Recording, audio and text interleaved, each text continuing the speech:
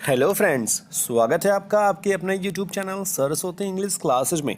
मैं समीर सिंह लेकर आया हूँ आज आपके लिए क्लास 11th स्नैपशॉट का चैप्टर नंबर 6 जिसका नाम है the ghat of the only world, written by Amitav Ghosh.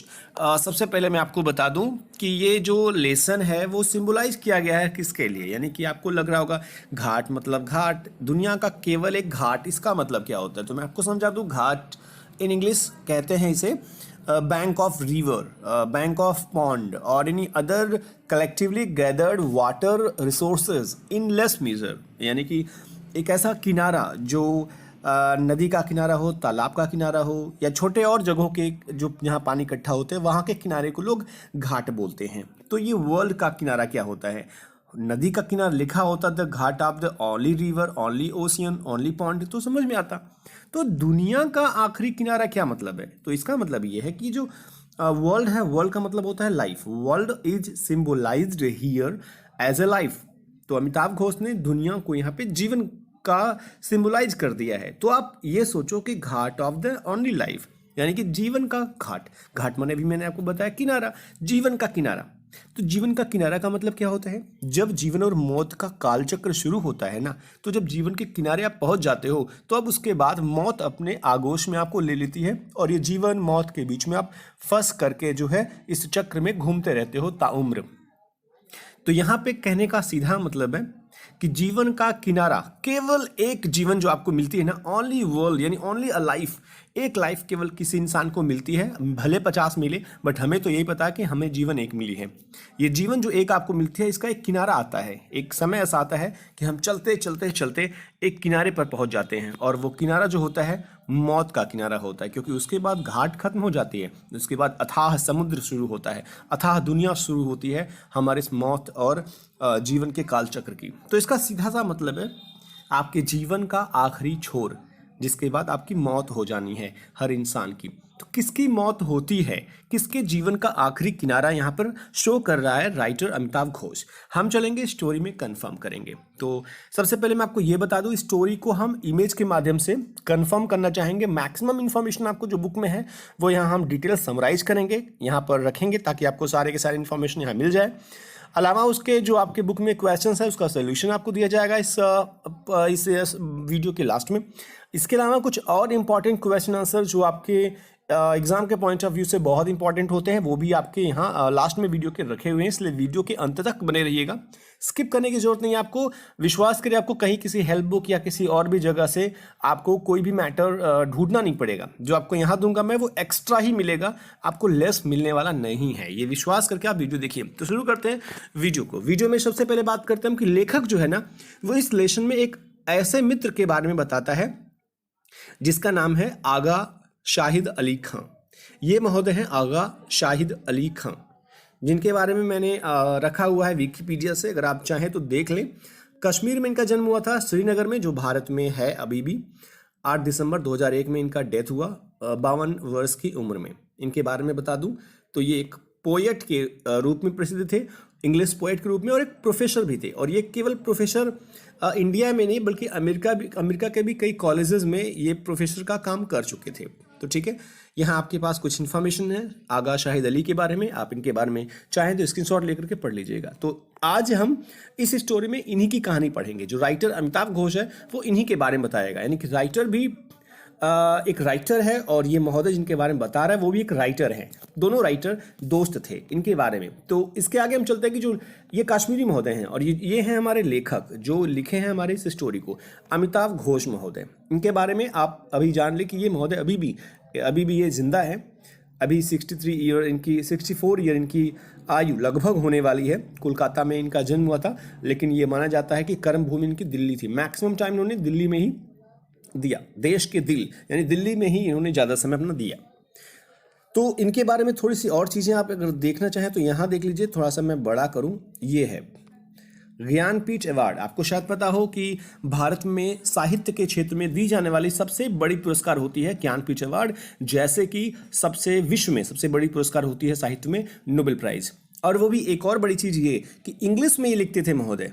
English में पाने वाले पहले व्यक्ति हैं जो ज्ञानपीठ अवार्ड से इनको भारत सरकार ने 2018 में सम्मानित किया। ये फर्स्ट इंग्लिश राइटर हैं जिनको दिया गया ये ज्ञानपीठ अवार्ड। साहित्य अकेडमी अवार्ड भी इनको मिला हुआ है, कुछ और भी अवार्ड, और उसके अलावा भी पद्मश्री इनको मिली हुई है, यानी कि चौथी जो सिविलियन अवार्ड होती है, भारत रत्न, पद्म विभूषण, पद्म भूषण के बाद जो चौथी होती है पद्मश्री, वो भी इनको प्राप्त हुई है। इसका मतलब है कि ये राइटर नॉर्मल नहीं है, एब नॉर्मल है। तो राइटर के बारे में बात करने के बाद हम चलते हैं अब कहानी के बारे में बात करने।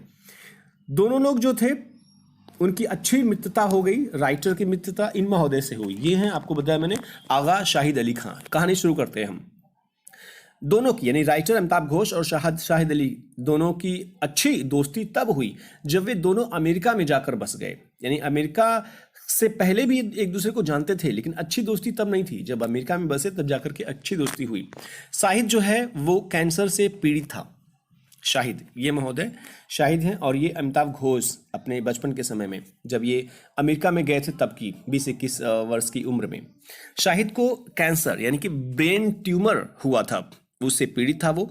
उसका उपचार 14 माह से हो रहा था। अब आप सोचोगे 14 महीना का मतलब क्या है। ये आपको साफ से बता दूं कि ये जो लेसन है ना, ये आपका 2002 में लिखा गया था। मैंने बहुत जगह बहुत चीज़ें ढूंढी आपको एक्स्ट्रा इन्फॉर्मेशन देने के लिए, ताकि आपको कुछ मिले, जिसका नाम था द इमाम and the Indian INDIAN Indian, जो 2002 में पब्लिश हुआ था। उसमें एक एक्सट्रैक्ट, एक पार्ट, एक आर्टिकल आगा शाहिद अली खां के बारे में इन्होंने लिखा, जिसको आपने टाइटल के रूप में देखा अभी, the ghat of the only world जो है, तो वो इसी का एक भाग है जो 2002 में पब्लिश किया था हमारे महोदय अमिताभ घोष ने। अमिताभ घोष बता रहे हैं कि इन महोदय को टीवी यानी कि ब्रेन ट्यूमर था, और 14 महीने पहले से ही ये इलाज इनका चल रहा था, पर वह अभी भी चल फिर लेता था तथा खुश रहने की कोशिश करता। ये बंदा जो खुद राइटर था, जो खुद पोएट था, वो खुश रहने की कोशिश करता। उसे पता था, डॉक्टर ने कह देता कि बहुत समय जीने वाले नहीं हो, लेकिन फिर भी कैंसर होने के बावजूद ये बंदा खुश रहने की भरपूर कोशिश किया करता था। केवल यदा कदा वह होश खो देता था, उसकी याददाश्त शून्य हो जाती थी तथा उसकी दृष्टि भी, देखने की शक्ति भी कुछ समय के लिए कम हो जाया करती थी। 25 अप्रैल 2001 के बारे में बता रहे हैं हमारे राइटर महोदय अमिताभ घोष। कहते हैं कि 25 अप्रैल 2001 को उसकी लेखक की जो मित्रता हुई थी, उसकी पहली वार्तालाप शुरू हुई। यानी कि 25 अप्रैल को ये महोदय जो थे लेखक के साथ बातचीत किए, जिसमें उसने अपनी होने वाली मृत्यु का जिक्र किया। इन महोदय ने जिक्र कर दिया कि मेरी मृत्यु होने वाली है, मुझे पता चल गया है डॉक्टर के थ्रू या मेरे खुद के अंतरात्मा के थ्रू कि मेरी मृत्यु होने वाली है। लेखक ने इसे ढाढ़स बधाया, लेकिन बीच में शाहिद ने बोलने को बंद कर दिया। यानी कि शाहिद ने कहा, शांत रहो यार, मत ढाढ़स बधाओ मुझे, मैं बच्चा थोड़ी हूँ, मुझे पता है कि मरना है तो मरना है। अब छोटे बच्चों को बताओ कि नहीं ठीक है तुम बच जाओगे, तुम्हें कोई परेशानी नहीं होगी तो चलेगा, बट मेरे लिए ये सही नहीं है। पर उसने एक निवेदन किया, शाहिद ने निवेदन किया राइटर से। निवेदन ये किया कि उसकी आखिरी इच्छा है कि मेरी मृत्यु के बाद मेरे बारे में एक लेख अवश्य लिखना, एक आर्टिकल तुम ना मेरे बारे में जरूर लिखना। ये महोदय शाहिद जो है वो आपके राइटर, हमारे राइटर अमिताभ घोष से कह रहे हैं कि मेरी एक निवेदन है, आखिरी निवेदन है कि मेरे मृत्यु के बाद मेरे बारे में एक आर्टिकल जरूर लिखना। शाहिद तथा लेखक दोनों ने दिल्ली यूनिवर्सिटी से शिक्षा पाई थी, पर उनकी भेंट कभी नहीं हो पाई थी, दोनों एक दूसरे से नहीं मिल पाए थे। 1998-99 में कई बार दोनों ने फोन पर बातें की तथा 1-2 बार मिले भी थे, बट वो ऐसा मिलना जैसे हाय बाय फ्रेंड वाला। पर यह जान पहचान नहीं बढ़ पाई वहां पर, जब तक दोनों अमेरिका में ब्रुकलिन नामक जगह पर नहीं पहुंच गए। यानी दिल्ली में इनकी जान पहचान सही से नहीं हो पाई थी तब तक, जब तक कि अमेरिका के ब्रुकलिन में ये दोनों नहीं पहुंचे। वे पड़ोस के घरों में ही रहते थे। शाहिद जो था कोई 8 ब्लॉक दूर रहता था राइटर से। 2000 में अचानक उसकी स्मृति यानी कि महोदय हमारे शाहिद की जो मेमोरी था वो धोखा दे गया। उसके मस्तिष्क में एक घातक गिल्टी या गांठ बन गई थी, इसलिए वह मैनहट्टन से ब्रुकलिन आ गया। यहाँ देखिएगा, मैं आपको मैप के द्वारा समझाना चाहता हूँ। ये न्यूयॉर्क का सीन है, ये है ब्रुकलिन और ये है मैनहट्टन। पहले राइटर मैनहट्टन में रहता था, ब्रुकलिन में क्यों आ गया?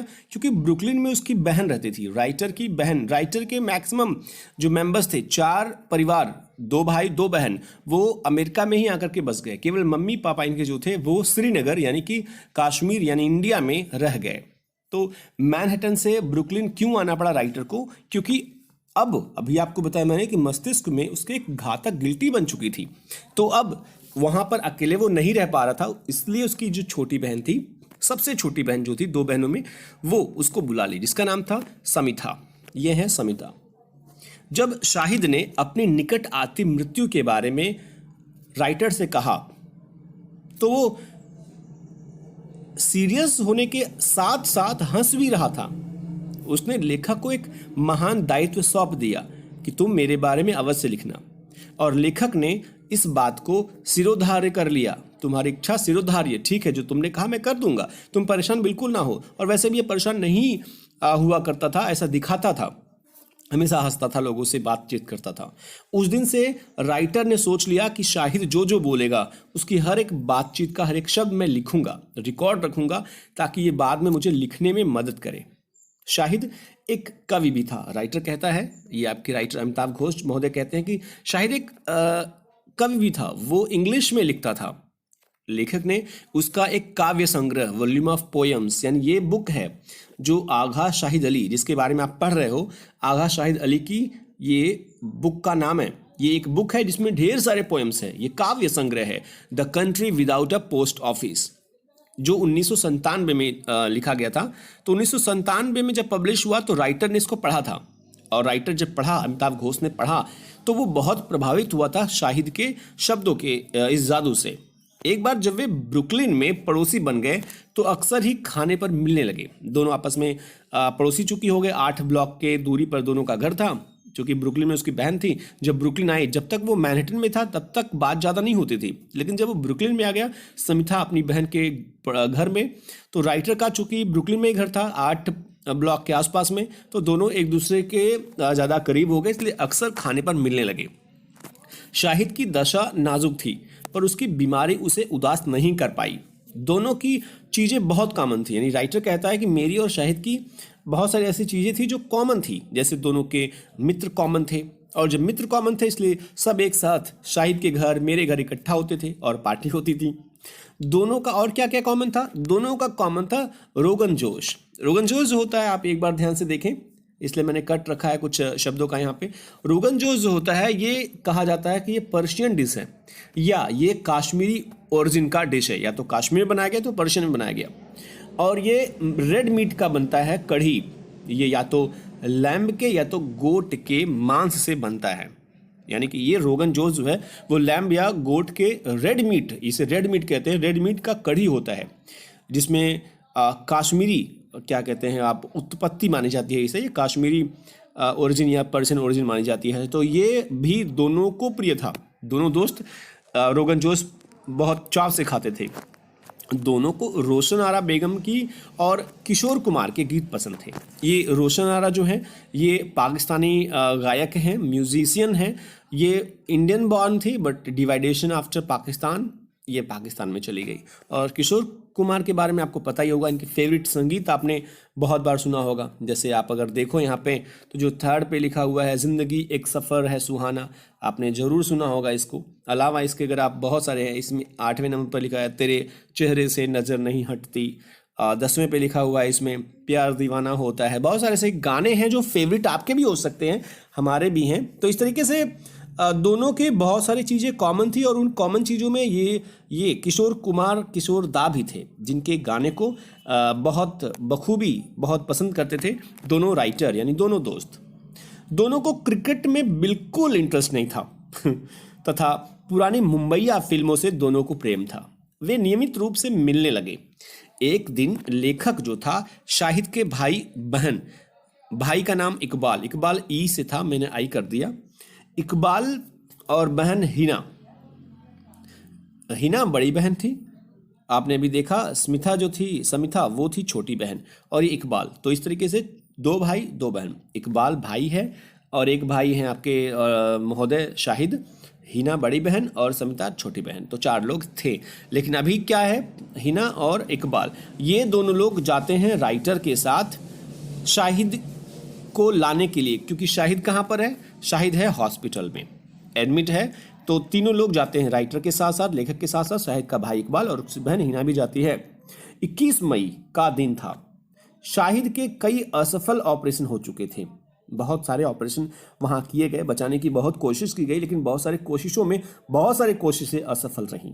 अस्पताल का एक कर्मी जो था वो व्हील चेयर लेकर के आया ताकि शाहिद को उस पर बिठा करके लेकर के जाएं ये लोग, पर शाहिद ने उसे वापस कर दिया। अरे नहीं, मुझ में अभी भी पैदल चलने की शक्ति शेष है, मैं क्यों बैठूं इस पर जब वो कुछ कदम आगे बढ़ा तो उसके घुटनों ने जवाब दे दिया। फिर से अस्पताल कर्मी को बुलाया गया, पुनः व्हील चेयर पर उसको बिठाया गया। शाहिद को सभी दोस्तों के साथ पार्टियों में खाना खाना, उनके साथ मौज मस्ती करना पसंद था। उसे पता था जिंदगी का लास्ट उसका आने वाला है समय, ये जिंदगी की जो घाट है ना वो नज़दीक है, लेकिन बावजूद वो पार्टियों में खाना खाना, बात करना पसंद करता था, क्योंकि जीना है तो जिंदगी को ऐसे जियो कि बस जिंदगी अपने आप को ये सोच ले कि बंदे के साथ मुझे खुद जीना है। यानी कि वो ऐसा जीवन जीना चाहता था जिसमें लोगों को लगे, लोग सोचे यार ये बंदा कैसा बंदा है। 2 महीने, 4 महीने, 1 साल की जिंदगी है और उसको लगता है कि वो 10 साल की खुशियों को समेट कर, खुद के लिए भी समेट कर रखा है और अपने दोस्तों को भी समेट करके दे रहा है उन खुशियों को।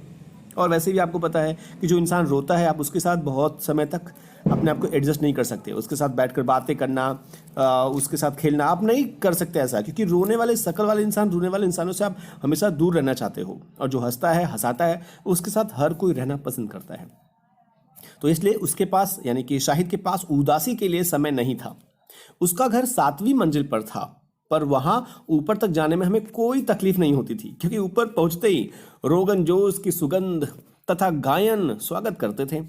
जब मैं जाता तो शाहिद दरवाजा खोलता तथा खुशी से ताली बजा देता था कि आ गया मेरा दोस्त, मेरा इंडियन दोस्त। वहां कवि, छात्र, लेखक, संबंधी बहुत सारे लोग हुआ करते थे। यद्यपि उसका स्वास्थ्य गिरता जा रहा था, उसे बातें करना, हंसना और खाना पीना सब पसंद था, भले ही स्वास्थ्य उसका बिगड़ रहा था।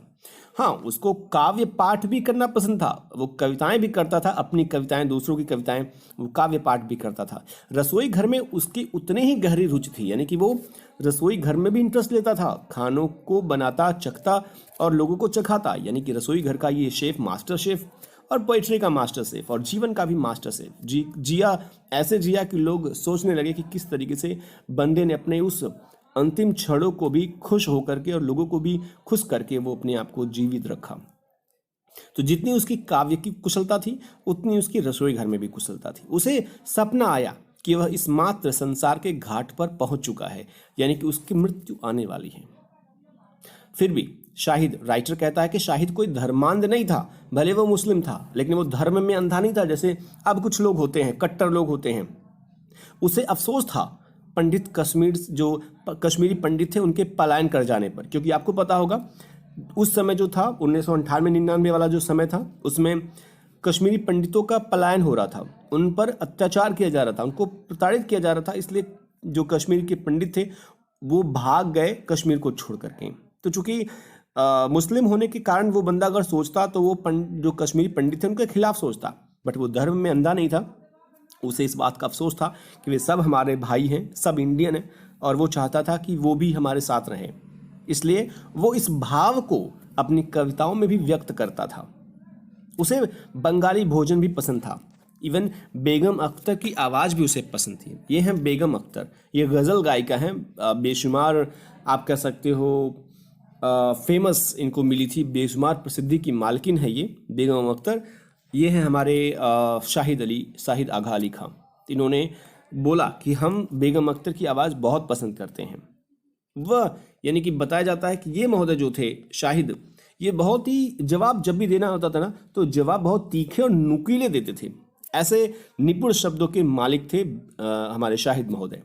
एक बार ऐसा हुआ, राइटर कहता है कि बार्सिलोना हवाई अड्डे पर जब हम लोग गए, राइटर नहीं गया, जब शाहिद गया तो वहाँ पर सुरक्षा कर्मी जो सिक्योरिटी चेकअप करने वाली महिला थी, उसने पूछा राइटर से, शाहिद से पूछा कि आप क्या काम करते हो। तो शाहिद ने जवाब दिया, मैं एक कवि हूँ और कविता लिखना मेरा धंधा है, मेरा पेशा है। अंत में महिला ने पूछा, बहुत सारे क्वेश्चन के बाद उसने पूछा शाहिद से कि आप बताएं कि आपके पास कोई ऐसी वस्तु है क्या जो यात्रियों के लिए खतरा बन जाए। क्योंकि उस समय ऐसा होता था कि कुछ जगहों पर चेकिंग पॉइंट पर मुस्लिमों को टारगेट किया जाता था। तो ऐसा माना जाता है कि जब ये वहाँ गए तो उस महिला ने, जो यूएसए की महिला थी सिक्योरिटी चेक करने वाली बार्सिलोना हवाई अड्डे पर, उसने पूछा आपके पास कोई ऐसी चीज़ तो नहीं है जो यात्रियों के लिए खतरा बन जाए। शाहिद महोदय की बेबाक आंसर सुनिएगा। शाहिद महोदय बोले, हाँ है, मेरे पास एक चीज़ है जो खतरा बन सकती है और वो है मेरा दिल। वो सिक्योरिटी चेक करने वाली महिला भी हंस करके उनको जाने दी। राइटर कहता है कि वह शिक्षक के रूप में भी लोकप्रिय था, न केवल राइटर के रूप में, पोएट के रूप में, बल्कि शिक्षक के रूप में भी लोकप्रिय था। जैसे कि मैंने आपको शुरू में बताया कि वो प्रोफेसर भी थे। इन महोदय ने दिल्ली और अमेरिका के अनेक कॉलेजों तथा विश्वविद्यालयों में शिक्षण कार्य किया, टीचिंग किया। 1999 में उसे प्रोफेसर नियुक्त किया गया और 3 फरवरी 2000 में ही उसके मस्तिष्क में अंधेरा छा गया। यानी कि ये परेशानी जो थी वो 2000 में शुरू हो गई और 1999 में वो प्रोफेसर नियुक्त हुआ था। उसके पहले भी उसने बहुत जगह टीचिंग किया था। 1975 के बाद ही शाहिद जो था वो मुख्य रूप से अमेरिका में ही रह रहा था। अमेरिका में, जहाँ उसके भाई और उसकी 2 बहनें भी थी। जैसे कि मैंने आपको बताया, ये हैं शाहिद अली, ये है इकबाल, ये हैं समिथा और ये हैं हिना। तो ये सब साथ में रहते थे। लेकिन जो माता पिता थे, देखिए माता पिता का नाम आपके बुक में नहीं है, मैंने इसको ढूंढा है, कुछ और भी चीज़ें ढूंढी हैं जो आपको जाननी है। ये हैं पिताजी इनके आगा अशरफ अली और ये हैं इनकी माँ सूफिया नुमानी। यानी कि ये आगा शाहिद अली की माँ और ये फादर है, जो श्रीनगर में ही रहे। वो नहीं चाहते थे कि वो अमेरिका में जाएं, अमेरिका में बसे, तो वो कश्मीर में ही थे। एक और चीज़ आपको बताना चाहता हूँ, शायद आपको सुनकर अच्छा लगे कि सूफिया नुमानी जो ये महोदया थी, ये सूफी, आपने सूफी संत, सूफी गाने सुना होगा। तो माना जाता है, शाहिद अली खां कहते हैं कि मेरी माँ जो थी वो सूफी की एक मिसाल थी। सूफी गाने वो बहुत अच्छा लिखा करती थी, इसलिए उसमें भी, यानी शाहिद में भी अपनी माँ की तरह लिखने की क्षमता विकसित हुई। एक और बात सूफिया नुमानी के बारे में कि ये यूपी में पैदा हुई थी और वो भी यूपी में रुधौली में। आप अगर जानते हो रुधौली जो है वो बस्ती और मासी जो डिस्ट्रिक्ट है, सिद्धार्थनगर जो डिस्ट्रिक्ट है उसके पास में है, जो कि गोरखपुर के लगा हुआ डिस्ट्रिक्ट है, बस्ती सिद्धार्थनगर। ये तो रुधौली में ये पैदा हुई थी सूफिया नुमानी। तो ये वही रह गए, ये नहीं चाहते थे कि ये कश्मीर छोड़ें। कश्मीर में चल रही हिंसा जो था ना, जो उसमें हिंसा हो रही थी कश्मीरी पंडितों के ऊपर, वो बहुत व्यथित हुआ शाहिद अली। पर वह राजनीति का कवि नहीं था, वो राजनीति नहीं करता था कि वो राजनीति के कारण कि मैं मुस्लिम हूं तो मैं मुस्लिमों का पक्ष रखूं। वो राजनीति का कवि नहीं था, वो भाषा की कला का एक अच्छा पुजारी था। उसका दृष्टिकोण व्यापक था, वो धर्मनिरपेक्ष था। बचपन में उसने अपने कमरे में एक घर में अपने कमरे में उसने एक हिंदू मंदिर बना रखा था। श्रीनगर में जो उसका घर था, उसने हिंदू मंदिर बना रखा था कुछ इस तरीके से कि ये हिंदू मंदिर है, एक तरफ मुस्लिमों के लिए, एक तरफ हिंदुओं के लिए। तो इस तरीके से वो धर्मांध नहीं था, ये बताना चाहता था। और उसके माता पिता को भी इस बात से कोई एतराज़ नहीं था कि उसका बच्चा जो है वो हिंदू मंदिर बनाया हुआ है, हिंदू देवी देवता की पूजा भी करता है। क्योंकि कहा भी जाता है कि ईश्वर एक है, ईश्वर अल्लाह तेरो नाम। तो उसके माता पिता को कोई एतराज़ नहीं था कि उसका बच्चा ये सब कर रहा है। 4 मई 2001 को वह अस्पताल में एक टेस्ट के लिए गया ताकि पता चले कि कीमोथेरेपी, जो कीमोथेरेपी होती है, उसका कुछ लाभ उसको हो रहा है या नहीं हो रहा है। अगले ही दिन उसने लेखक को बताया, यानी कि लेखक अमिताभ घोष को बताते हैं। ये चेहरा देखिए किस तरीके से हो चुका है इस समय हमारे महोदय आगा शाहिद अली खां का। इन्होंने बताया राइटर से, कहा कि डॉक्टर ने सभी प्रकार की दवाइयाँ कह दी है कि बंद कर दो, और उस डॉक्टर ने बता दिया कि अब बचने की कोई उम्मीद नहीं है, इसलिए जो है आपके पास जितना भी दिन आप खुशी से जी लो, अब दवा से कुछ होने वाला नहीं है। राइटर से बोलता है, शाहिद कहता है कि मुझे ना घर जाना है, मैं कश्मीर में अपने घर पर मरना चाहता हूँ, मैं अपने माता पिता के साथ रहना चाहता हूँ। पर किन्हीं कारणों से उसने अपने विचार बदल दिए और इन महोदय की मृत्यु जो है वो हो गई 8 दिसंबर 2001 रात के 2 बजे। यानी 7 दिसंबर की रात को हुआ था, लेकिन 2 बज गया तो वो 8 माना जाएगा। 8 दिसंबर 2001 में इनका डेथ हुआ और ये अभी भी नॉर्थहैम्पटन में दफनाया गया है इनको। और ये आप देख सकते हो, ये बना हुआ है अभी भी नॉर्थहैम्पटन में। आगा शाहिद अली, कश्मीरी अमेरिकन पोएट। इस प्रकार से खत्म होती है। एक मार्मिक दृश्य का आपने अवलोकन किया जो महोदय हमारे अमिताभ घोष ने दिखाया अपने एक अजीज दोस्त के बारे में जिनका नाम शाहिद था और वो खुद एक अच्छे कवि, अच्छे इंसान थे। चलते हैं सोल्यूशन में। जो क्वेश्चंस आपके बुक में उसका आंसर देने, ये टेक्स्ट बुक क्वेश्चंस है, आप इसका स्क्रीनशॉट ले लीजिएगा। फर्स्ट क्वेश्चन है ये सेकंड क्वेश्चन, ये थर्ड है। आप अगर देखें तो आपको मिल जाएगा। ये एक्स्ट्रा क्वेश्चन मैंने रखा है जो लॉन्ग आंसर क्वेश्चंस है, जो आपको अच्छा लगेगा अगर आप इसको लिख लोगे, पढ़ लोगे तो, क्योंकि एग्जाम के पॉइंट ऑफ व्यू से इंपॉर्टेंट होते हैं ये क्वेश्चंस। ये सेकंड क्वेश्चन है जिसमें ब्रीफ कैरेक्टर स्केच दिया है हमने शाहिद का। ये अमिताभ, उनका जो एक राइटर, एक शाहिद के साथ इनका जो कांटेक्ट हुआ वो कैसे हुआ, ये उनकी दोस्ती के बारे में है, उनकी लास्ट इच्छा के बारे में। और चौथा ये क्वेश्चन है। इस तरीके से खत्म होती है हमारी क्वेश्चन आंसर की ये सिलसिला। स्टोरी आशा है आपको पसंद आई होगी। लाइक का बटन जरूर प्रेस करिएगा अगर आपको पसंद आया होगा तो। अगर आपको कोई सुझाव, सलाह, कुछ भी परेशानी होगी कमेंट बॉक्स में कमेंट कीजिएगा। शेयर जरूर कीजिएगा दोस्तों के साथ, शेयरिंग इज केयरिंग कहते हैं हम। सब्सक्राइब कर लीजिएगा अगर आप पहली बार यूट्यूब चैनल मेरा देख रहे होंगे तो चलते हैं नेक्स्ट वीडियो के लिए। तब तक अपना ख्याल रखिए, पढ़ते रहिए, लिखते रहिए, मस्त रहिए, व्यस्त रहिए। Thank you for watching the video.